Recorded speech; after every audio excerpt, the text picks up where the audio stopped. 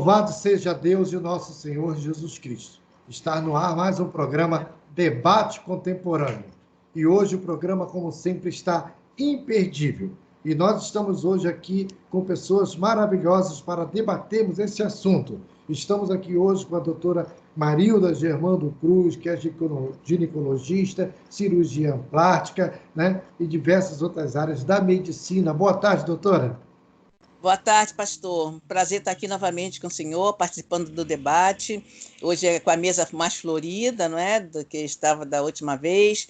E nós temos certeza de que a gente vai ter um tempo bom de aproveitamento, de crescimento, e que aí os ouvintes estão participando também, que possam interagir conosco. E muito obrigada mais uma vez, porque é sempre bom estar junto para que a gente cresça, porque quando a gente aprende, né, quando a gente fala, diz que a melhor forma da gente aprender é ensinar, né? Mas vai ser um tempo muito bom. Obrigada por estar aqui na companhia A da honra, Luísa e da doutora Rosa. a honra toda é nossa, doutora. Como diz aquele ditado do latim, né? Docemos, discimos. Quando nós ensinamos, nós aprendemos, né? Daí vem a origem do corpo docente e discente, né?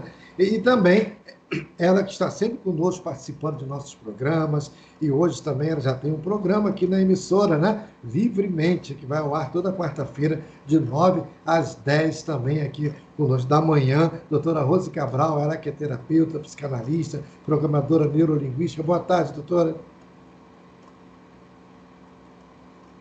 Doutora Rose, boa tarde. Luísa, você está me ouvindo? Sim, estou ouvindo. Estou ouvindo. Então, boa tarde, doutora Rose. Oi, tá me ouvindo? Estou lhe ouvindo, boa tarde. Ok, boa tarde. Meu muito boa tarde aí, pastor Davi, doutora Marilda, Luísa Freitas. É um prazer mais uma vez estar aqui nesse programa, que é o campeão de audiência dessa rádio. Um prazer imenso estar aqui. Eu tenho certeza que esse assunto vai trazer aí muitos esclarecimentos e nós vamos também falar de coisas bem interessantes aqui com esse time de primeira, como sempre. É um Que prazer. maravilha.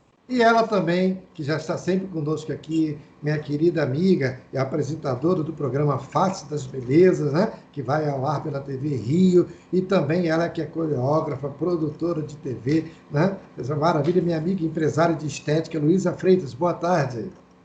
Boa tarde, é um prazer, uma honra estar falando aqui com pessoas ilustríssimas, né? Também quero desejar uma boa tarde aí para quem está nos ouvindo e dizer que é uma honra estar aqui fazendo parte desse debate. Muito obrigada por ter me convidado, pastor Davi, e também quero parabenizar minhas duas amigas, doutora Rose e doutora Marilda, por estar aqui presente. Que maravilha. E você, querido ouvinte, está sintonizando agora, né? Já se lembrou do nosso programa? O nosso tema de hoje ele é ninfoplastia, né? E nós vamos agora até começar com a doutora Marilda, né? Para poder dizer o que é e como é feita a ninfoplastia. Bom, então, para nós começarmos, ninfoplastia é, na realidade, a correção de uma anomalia que se chama hipertrofia de pequenos lábios. Na genitália feminina tem os grandes lábios e tem os pequenos lábios. Quando os pequenos lábios crescem demais, aí eles saem da esfera. Ele pode ficar ou rente, né? Pode ficar incluso dentro dos grandes lábios, rente ou até 1 centímetro. Passou de 1 centímetro, a gente já considera hipertrofia. A cirurgia... E o que é, doutora? Doutora, e o que é, então, lá para o nosso ouvinte, o que é hipertrofia, para ele já ficar sabendo também? Hipertrofia é quando alguma coisa cresce a mais, né? Quando ele sai da dimensão anatômica, que é uma dimensão normal, para uma dimensão maior, entende? Então, aquele tecido, por algumas razões, que eu vou deixar depois que a doutora Rose vai falar, vai perguntar, por algumas razões, ele cresce mais que outros, não é? Então, a gente tem hipertrofia de pequenos lábios, tem hipertrofia nasal, não é isso? Às vezes, a hipertrofia do tecido nasal. Aquele tecido que cresce a mais, a gente chama de... É a famosa carne no nariz, é isto? Pode ser um tipo de hipertrofia. Entendi. Né? Ok. Pode ser. Se bem que a carne no nariz, que se chama ali, geralmente são as glândulas adenoides, né? Que ficam um pouco mais protusas. Todos nós temos, mas uns crescem mais, então elas hipertrofiam. Que maravilha. Eu pergunto assim, doutora, porque o nosso público ele é heterogêneo, né? Então tem aquelas Sim, pessoas que adoro. captam, tem aquelas pessoas que captam rápido e tem aqueles outros que já, né, para poder Sim, entender, com já são certeza. mais leigos no assunto. E a senhora já falando da hipertrofia e também assim da linfoplastia, o que é e como é feita, doutora? E para poder já emendar que a senhora estava falando, eu lhe cortei para entrar com a hipertrofia. Então, mas como é que é feita a linfoplastia? Então, a linfoplastia é uma cirurgia, a gente faz a retirada do excesso dos pequenos lábios. Aquilo que está Referência. além dos grandes lábios, a gente faz uma ressecção cirúrgica, retira aquele pedaço e coloca, que ela é segmento, não é? E coloca rente aos grandes lábios. Lembrar que a gente não pode ressecar muito, porque com o tempo a mucosa vai retrair. E aí a gente cria um outro problema, que também é a ausência dos pequenos lábios. Lembrar que os pequenos lábios, eu hoje fico devendo, eu estava procurando o meu molde, eu tenho um molde direitinho disso, mas eu não consegui achar. Também estou fora do consultório, não estou no consultório. Mas o que acontece? Tem em cima, tem o clitóris. Então, se você ressecar muito os pequenos lábios, você vai fazer uma queda do clitóris. E aí você tem outras complicações, não é? Porque no clitóris tem a uretra, né? A saída da urina. Então, você tem que fazer a cirurgia. A gente costuma dizer que menos é mais. Se você deixar um pouquinho, entende? A paciente já vai se sentir bem agradecida e bem restaurada, mas você não incide no erro de tirar a mais. Então, você tira aquela parte dos pequenos lábios que podem dar... Mas depois aí, o pastor quiser perguntar, pergunta das complicações, tá?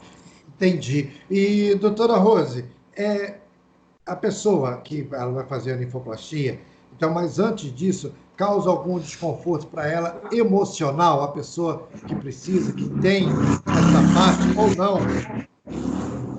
Bom, pastor Davi, tudo que envolve a genitália feminina, ela por si só já gera um tabu.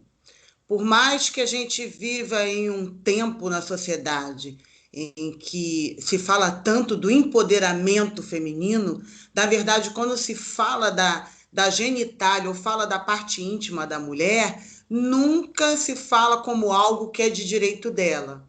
Então, a intimidade da mulher, ela tem sempre aquela visão, desde pequena, que é a parte da mulher ao qual ela é preservada, de uma certa forma é até santificada, né? É o sagrado da mulher.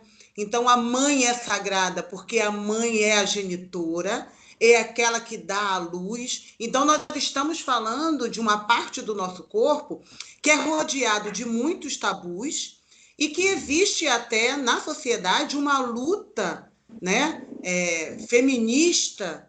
O movimento feminista trata disso também, desse domínio do seu corpo e desse domínio da sua parte íntima. Porque quando se fala dessa insatisfação, tem que se saber se essa insatisfação é da mulher, se aquilo gera um constrangimento para ela ou se até mesmo ela foi constrangida. Porque quando a doutora explicou aí, né, essa deformidade, inclusive eu até pedi que ela complemente, porque é uma deformidade que pode gerar um desconforto estético ou até mesmo um desconforto anatômico e nesse desconforto anatômico as consequências dos problemas que podem ter. No que diz respeito à parte estética, a mulher, quando ela decide fazer essa cirurgia por uma questão estética, é porque ela olha para o seu corpo e ela encara o seu corpo como disforme. Talvez a mulher tenha sofrido um constrangimento, porque por não ter uma aparência da sua genitália agradável, talvez ela sofra constrangimentos na relação sexual. E se for também uma falha anatômica, ela também sofre desconfortos na mecânica do ato sexual. Então, quando se fala de ninfoplastia, está se falando de um conjunto de questões que, com certeza, já está afetando essa mulher, tanto emocionalmente, como possivelmente também gerando também um desconforto na relação sexual em si. Entendi. Luísa Freitas, você quando nos deu a honra de participar também de alguns debates nossos anteriores, eu não me esqueci que você falou que tem clientes suas que chegam e às vezes tem aquele tabu até de se despir com vergonha, não é isto? Tem clientes que têm que fazer determinado tratamento estético que tem que se despir. E aí, sempre eu vejo que esse problema, essa deformidade na genitália, traz problemas. E esses problemas são muito graves, porque a pessoa... Já aconteceu casos de uma cliente chegar assim para mim, depois que acabou a massagem, dizer assim para mim: olha, você não pensa mal de mim não, tá? E eu fiquei olhando assim, aquilo me chocou, porque ela estava tão... Eu acho que ela já... Não sei se ela tinha sofrido alguma agressão, né? Que ela disse para mim de uma maneira que eu me preocupei com a reação dela. Fora as meninas, né, que trabalham comigo na minha equipe, que chegam para mim e falam assim: Luísa, eu tive um problema sério hoje, que uma determinada cliente, né, a gente pode falar o nome, não quis ficar despida, falou que só ia fazer com você, porque você já sabia do problema dela. Então, realmente, isso traz um constrangimento muito grande. E isso faz com que a mulher ela se torne retraída, ela se torne até mesmo... eu não sou psicóloga aqui para dizer, mas eu acho que isso traz problemas específicos para a mulher, no qual ela vai até ter problemas para arrumar um parceiro. Entendeu? Doutora Rose, a senhora como psicanalista, né, também, então tem muitos problemas, e terapeuta, né? É o que a Luísa acabou de falar, o que a senhora tem a nos dizer? É exatamente isso. Isso é uma questão que envolve e que mexe, sim, com as emoções. O sexo feminino, né? O sexo feminino já existe sobre nós mulheres uma cobrança, já exigem de nós mulheres um padrão de comportamento. Então, exigem de nós, né, uma aparência física, e até o mundo da estética, o mundo da beleza, é um negócio comprovadamente rentável, porque toda mulher quer ficar bonita, desde a antiguidade, desde os primórdios. Então, o cuidado com a beleza não é algo, hoje em dia, que somente a mulher quer, o homem também quer. Mas, na questão desse problema, como a Luísa está comentando, essa deformidade, essa falta de aparência no seu corpo, gera esse constrangimento, como se fosse um defeito. É algo que não aparece, né? Você não vai ser visto na rua, porém é algo que vai gerar para você um constrangimento. Eu imagino que essa mulher dificilmente vai querer se olhar no espelho. Essa mulher dificilmente vai se sentir à vontade em estar com seu parceiro numa relação sexual, com as luzes acesas ou num lugar claro. Essa mulher, com certeza, na sua relação sexual, ela vai esconder a sua genitália, ela não vai permitir, talvez, o toque, ela não vai permitir que seja visto, que seja contemplado, por causa desse constrangimento, disso que é gerado para ela, dentro de tantos tabus que são colocados em cima da sexualidade feminina e dessa falta do poder do seu próprio corpo, ou seja, do domínio do seu próprio corpo, a necessidade de estar agradando, a necessidade de estar, de ter uma aparência agradável ou de ser desejável, tudo isso vai mexendo e envolvendo, porque são tabus, são pressão que uma mulher que não tenha o problema, com certeza ela já sofre com relação à sua sexualidade, e uma mulher que tem essa deformidade, que vai ter essa hipertrofia, que vai ter essa aparência diferente ou fora de uma anatomia, é o mesmo que dizer para essa mulher que ela tem um defeito. Então, essa mulher, ela se considera uma defeituosa. É como, para ela, isso vai gerar como se fosse uma mulher que teve uma mama retirada, ou uma mulher que tem um defeito no braço, um defeito congênito, ou um problema de pele, ou uma doença grave, enfim.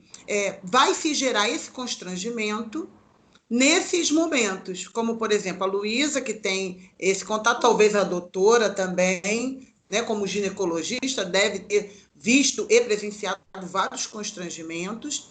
E hoje, quando nós falamos dessa cirurgia, está se falando dessa retomada, emocionalmente falando, dessa retomada da sua autoestima, da retomada do seu empoderamento e da retomada também da sua normalidade, ou seja, do seu empoderamento no que diz respeito à sua sexualidade. A autoestima, né? A autoestima, exatamente. Isso. E, doutora Marilda, e até para vocês também depois, qual a queixa mais comum que leva à realização da ninfoplastia? Então, eu vou dar só fazer uma colocação. Nós estamos falando, não é de uma coisa meramente estética, viu? Essa hipertrofia, ela é uma hipertrofia médica, ela é uma hipertrofia anatômica severa.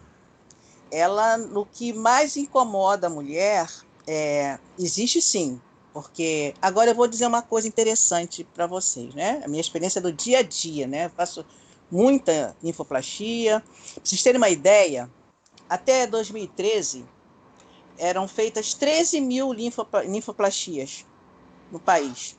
Hoje são 26 mil. Mas uma das coisas que aconteceu, que a pastora falou... Doutora, isso ao ano ano ou por ano? Ao ano. De 2013 para 2020, dobrou. Justamente porque a mulher ocupa mais espaço. Mas eu quero deixar uma coisa bem clara em relação à ninfoplastia. Ela não tem conotação estética. A pior conotação da ninfoplastia é a conotação anatômica. Porque aquele tecido, por ser muito vascularizado, ele dá dor, aumenta a infecção urinária, aumenta o odor ali, porque ela acumula, né? Fica mais difícil de fazer a higiene. Mas, para surpresa de todos nós, no ato sexual, há parceiros que gostam da ninfoplastia. Algumas mulheres, por exemplo, uma queixa muito grande da ninfoplastia, lembrar que aquilo não é uma coisa... Antes de nós fazermos a primeira apresentação aqui, a pastora Rose estava perguntando se era um defeito ou se era só uma coisa estética. É uma alteração anatômica por causa da formação. Na hora que nós estamos sendo formados, aí o lábio grande ele fica menor e o lábio pequeno ele fica maior. Só que quando ele aumenta, quando ele hipertrofia, ele traz com ele vascularização, ele traz com ele aumento da mucosa, ele traz com ele aumento da inervação. E aí, o que acontece? Essas mulheres não podem colocar calça jeans, porque elas machucam. Essas mulheres não podem fazer práticas desportivas, porque se incomoda. Então, existe sim uma preocupação do ponto de vista estético, mas a ninfoplastia, ela vem socorrer o lado mesmo médico, porque não é alguma coisa assim passável, não é? Bom, lembrar que tem vários graus, tem uns que são Doutora, pequenos. doutora, deixa eu só interromper a senhora, só um minutinho, a gente volta, já nós vamos para o primeiro, terminar o primeiro bloco e voltamos já já com o segundo, dando continuidade, que o nosso tempo ele corre, né? Então, Ah, tá nós ok. vamos agora, nós vamos para o nosso break e voltamos já já. Estamos de volta com o debate contemporâneo. Você que está sintonizando agora conosco, através da Melhor do Brasil, 990M, você que está dirigindo o seu táxi aí, seu Uber, seu caminhão, está na estrada, né? No ônibus, você que está acessando pelas redes sociais no Brasil e no mundo, mais uma vez, muito obrigado pelo carinho da sua audiência. Como eu sempre digo, se não fosse vocês, nós não estaríamos aqui. Então eu agradeço a todo esse povo da Irlanda que nos ouve, de Portugal, do Japão, da República Dominicana, do Haiti, dos Estados Unidos, da Índia, do continente africano, em Angola, Moçambique. Olha, temos muitos países, tá? Então agradeço a todos a audiência. Vocês que estão sintonizando agora, o nosso tema de hoje é linfoplastia. E nós terminamos o primeiro bloco com a doutora já falando para a gente, né, a causa da linfoplastia, né? Então, qual a queixa mais comum que leva à realização da linfoplastia? Doutora, continue, por gentileza. Então, o que eu estava falando é que ela realmente causa uma limitação na mulher, né? Na prática de esporte, como eu falei, no utilizar a roupa, mas eu estava voltando, que eu estava falando antes com a doutora Rose, é o seguinte, é que na hora de fazer a formação, na hora da gente, vou falar um termo que é embriologia, mas embriologia vem de embrião, todo mundo sabe o que é. Na hora que nós estamos sendo formados, há uma alteração nessa formação. Então, faz com que essa estrutura ela fique anômala, ela fique diferente do que normalmente acontece. Existem duas situações, realmente. Existe a situação estética, porque dependendo do grau, ela fica grande mesmo e fica asa de abano mesmo, fica como se fosse uma porta, assim, asa de borboleta. Existem umas que são menores. Essas, quanto maiores elas são, mais nós temos que fazer. Essa cirurgia, para você ter uma ideia, nós estamos falando de alguma coisa que vem sendo feita há 15 anos. A gente pensa que é alguma coisa muito antiga, não é? Mas não é. A linfoplastia tem aproximadamente 15 anos que ela vem sendo feita. Então, isso significa que há 15 anos atrás, em 2005, nós mulheres não falávamos desse assunto. A doutora Rose, no princípio, ela falou sobre essa história do tabu da área íntima, não é? Então, realmente, isso acontece. Só que o que acontecia? Para quem não sabe, né? Muita gente ia para curioso para cortar aquilo ali. Nós recebemos muitas mulheres que tiveram aquilo ali cortado por pessoas curiosas. Aí, com o tempo, né, com o conhecimento, hoje, por exemplo, esse nosso debate é uma coisa diferente, é algo inédito, porque a gente não tinha essa possibilidade, né? Quantas pessoas estão nos assistindo, têm o problema e não falam? Elas não falam. Para você ter uma ideia... Hã? Não, esse barulho eu acho que está sendo daí. Mas, doutora, deixa eu dar para aproveitar, dar só uma paradinha aqui na gravação, que eu esqueci de congelar, parar e iniciar outra para poder facilitar a edição que o pessoal me pediu. Agora estou recebendo aqui, botei o aviso aqui para não esquecer e esqueci. Espera aí, só